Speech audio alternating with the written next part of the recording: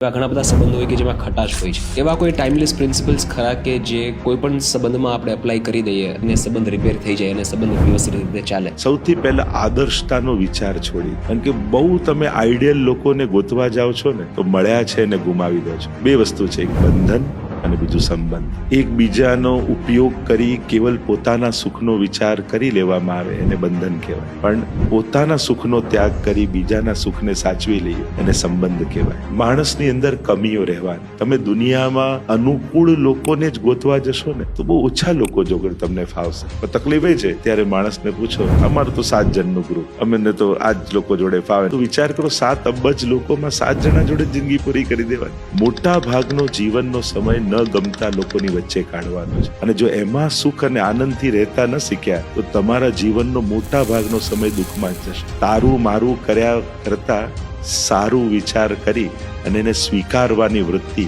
એ જ સુધારવાની શરૂઆત છે. ઘણીવાર વ્યક્તિ ખરાબ નથી હોતા, એના સમય, સંજોગ, સ્વભાવ આ ખરાબ હોય છે. એટલે સંબંધોને નિભાવવા માટે સ્વીકારવાની વૃત્તિથી જીવવું જોઈએ.